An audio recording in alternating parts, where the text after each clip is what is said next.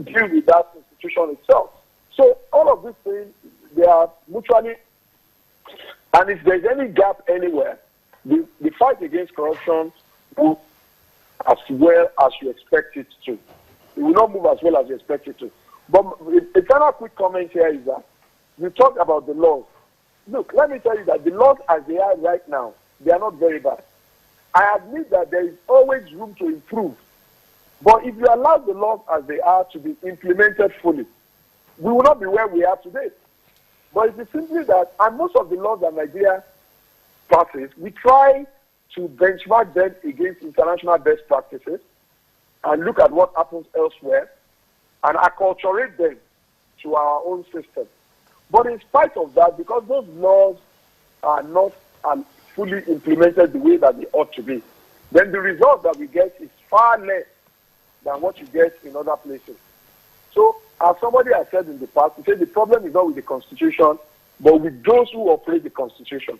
So there is a big issue with attitudes, and how we implement legislation. If you don't get that right, you can bring the best laws from anywhere in the plant them in Nigeria. They are not necessarily going to give you the result that they have in other places in the world. Okay? Because the people who are using those laws don't have the right kind of character and attitude. All right, we just go to Abuja studios now. Mr. Akonde, we've talked about people coming into this fight. It is not just about government. What is the government doing about making sure that people have a different mindset when it comes to corruption? Well, thank you very much. It will take a lot to begin to reorientate our people, our mind, and that was the point I was making earlier, which the president made very recently, that there has to be a change of mindset, there has to be a change of attitude and conduct, and that is why this is an entirely comprehensive approach that government is taking. And the importance of institution is very critical. I think Prof already made that very clear. And we do agree with Dr. Amadi on the fact that institutions have to be built, and that is being done. And the other thing, that is also being done is to show that government actually exists, on behalf of the people. Now, and this is another way to make it very clear that the corruption of the past, has to be terminated. What am I saying? That essentially we are saying that government belongs to the people. We are saying that the resources of government now must be seen to be working for the people. Somebody talked about social justice. That is why this government is planning a budget that is going to begin to pilot a pilot scheme on conditional cash transfer, on school feeding, and other social investment plans to begin to show that policy is rooted in the needs of the people, to begin to show that government is concerned about extreme poverty and government wants to spend resources, Nigerian resources, on these people also. Now, so what that does is that we are changing the template. We are saying that, look, if you are out there, if you are not an elite, you are still part of Nigeria. Your problems are the problems of government. All of this give a new attitude. It creates a new image. It creates a new narrative to empower the people to use the resources of this country for the people, so that people don't think that, their relationship with government is always that of, it's only when they want to collect taxes or just always on the defensive. We are saying that social justice is part of the component, and this government is doing a lot in the area of social investment to begin to address those issues, to change the mindset, so that altogether we can get to a place where everybody agrees and knows that corruption is indeed a menace. We have to get to that point where we don't try to change the narrative. We have to get to that point where we don't bring up ethnic defenses or political defenses or all kinds of defenses, religious defenses. We have to get to the point that we all agree that corruption is a problem. We all have to deal with it. If somebody is accused, let him or her have their day in court. Okay. And don't let us bring all kinds of extraneous arguments to change the narrative. Mr. Government Akande. takes Mr. Akande. a very comprehensive approach to dealing with this matter. Mr. Thank Akande. you. Thank you so much. Thank you. Like, in one year now, Mr. Suraj, we have said the people should get into this fight. But how do you hold your leader accountable when you don't even have the physical power because you are hungry? You are not empowered. How do you hold your leaders accountable? I think I would, before getting to that, I think one thing that probably those advisors of government and then also government need to realize that the menace of corruption, if it is not stopped, there's no way you can have the social justice implemented, because these implementers are still corrupt. So the whole one-day food, 5,000, whatever, would become a sham if it's the same set of people who have been involved. So for you to even correct the ills of the past, you must stop it from progressing. And we can see with the TSA thing, the Treasury Single Account, which is already one of those things that have been laudable as a way of reducing the proliferation and availability of resources and funds. But if we still have the same kind of National Assembly that is still allocating 10 vehicles to a single principal officer, I still don't see how you would want to mete out social justice to the people. And it's not about executive. And that is the key thing. It's about the party.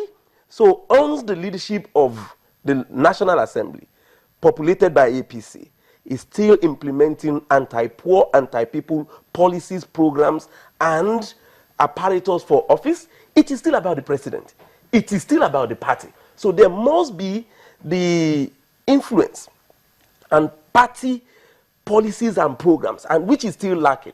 It is not just that we had manifestos of APC must be translated into policies that people will have to relate with, and then government can be held to account on that. So where we still have that missing, there's still a huge lacuna, and there's still a questionable disposition to the genuity of the ruling party. But holding the government and people accountable, closing. I think we need to realize that it is about our future. Okay. It is about Nigeria, and it is about Nigerians. Okay. Mr. Naji. Well, in the first instance, we need a very highly depersonalized process that will ultimately yield to the legal level, which is the punitive level that is at the terminal stage of the so-called fight against corruption. When I say so-called, because I say corruption, you are not going to fight it like you fight a war. It is part and parcel of governance. You resolve corruption. And we do not need to have a media hype that Mr. A has been arrested for 10 billion naira. He will fight back because ego is involved. But if you do it as part of governance, the bodies, if they have nothing to just, because what they do is they want to show they are working, EFCC and all that. But when the courts give order against them, they will begin to evade it. I have a lot of cases like that.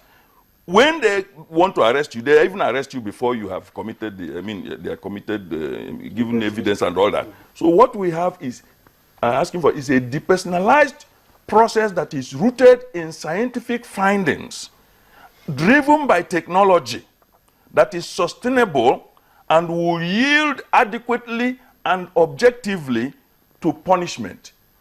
Justice is getting what you deserve, whether good or bad. But social justice is beyond sharing of the money, like the PA has just stated. It's just an aspect of it. Social justice borders in conscience and is in the domain of equity. Thank you. Thank you so Mr. much Laule for coming on Akonde, this morning. in closing. Your closing statement, please.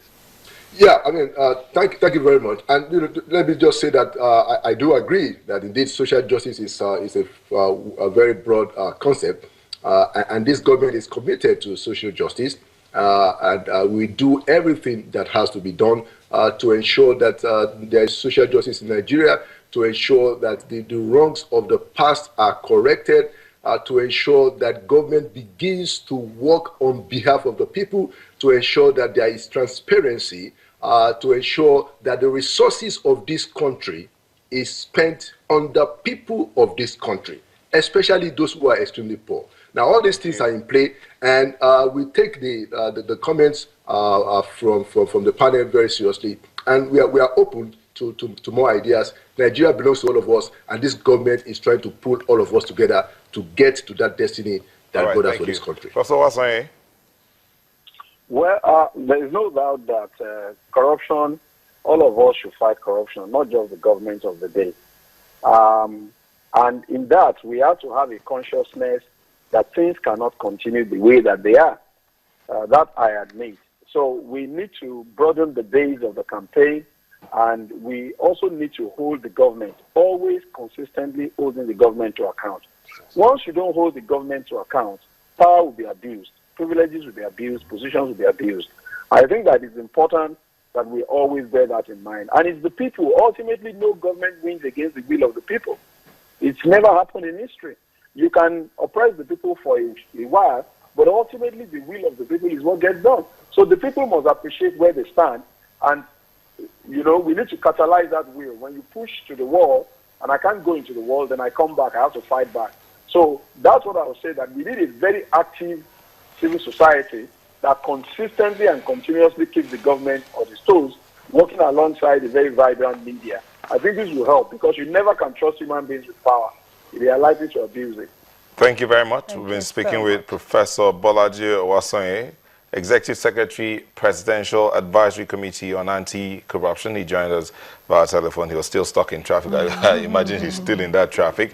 We also heard from our Abuja studio, Laolu Akonde, Senior Special Assistant, Media and Publicity to the Vice President. Thank you for joining us. Thank you. Here in our Lagos studios, we had Lanwari Suraj, anti-corruption activist. Thank you. It's my pleasure. And Chima Naji, public affairs analyst and legal practitioner. Thank you for coming. Thank you very much. Sunrise will take a moment, and we will be back. Don't go away.